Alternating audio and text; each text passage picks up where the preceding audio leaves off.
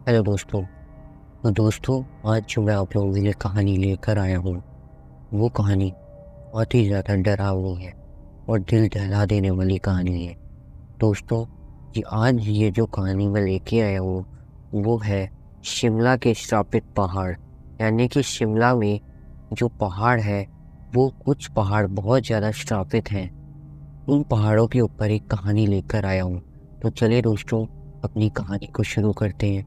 अगर आपको ये कहानी पसंद आए तो वीडियो को लाइक और चैनल को प्लीज़ सब्सक्राइब कर देना।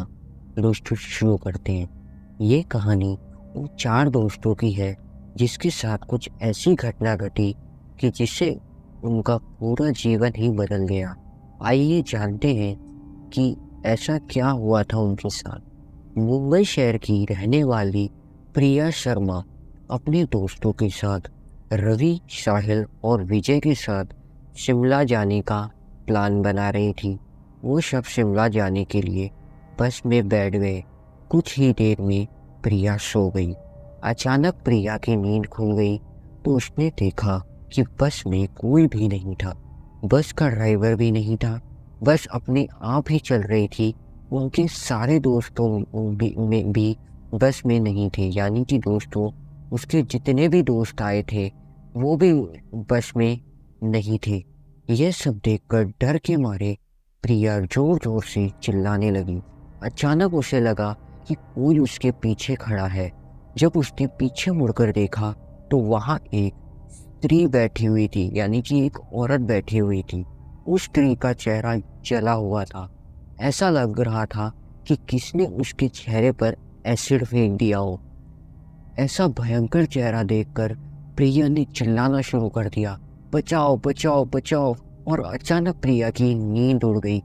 वो एकदम डरी हुई और पसीने से पूरी भीग गई थी।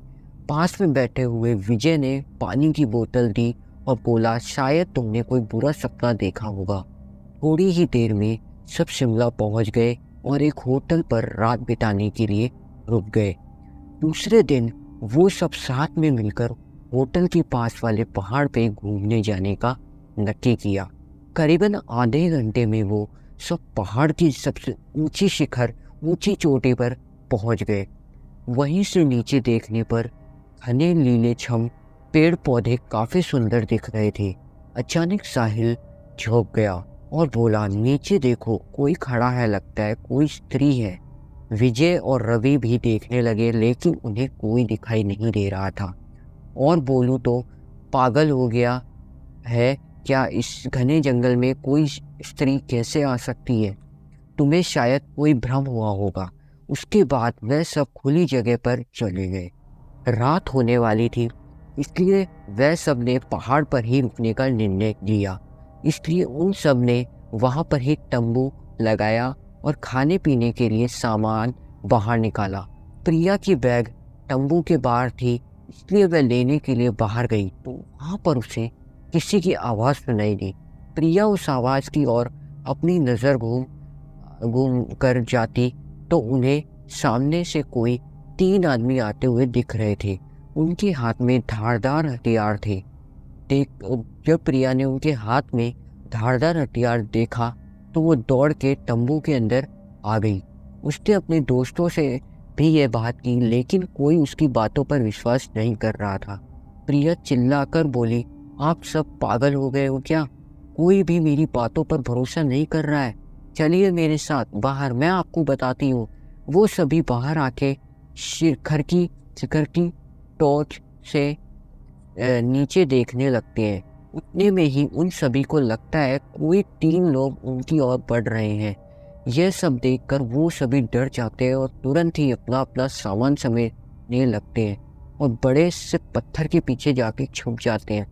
थोड़ी ही देर में वो सब ऊपर आ जाते हैं। प्रिया देख रही है कि उनके हाथ पैर और सिर आम आदमी जैसे बिल्कुल नहीं थे। वो सब एक जगह पे बैठ जाते हैं और कुछ तांत्रिक विद्या शुरू करते हैं।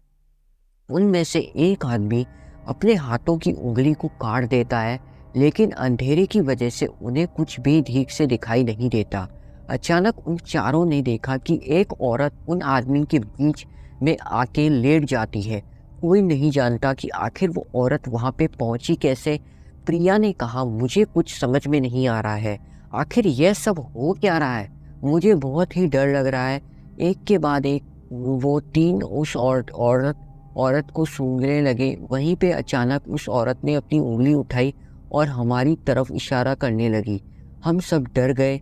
वो तीनों उस औरत को छोड़कर हमारी ओर बढ़ने लगे। हम सब पहाड़ी से नीचे होटल की ओर दौड़ने लगे। हमारी आवाज़ सुनकर वो तीनों हमारी ओर दौड़ने लगे। प्रिया और साहिल सबसे आगे थे और विजय और रवि उनके पीछे दौड़ रहे थे। प्रिया और साहिल होटल तक पहुंच गए, लेकिन रवि और विजय का कोई पता नहीं चल रहा था। हमने होटल वालों से उनके बारे में सभी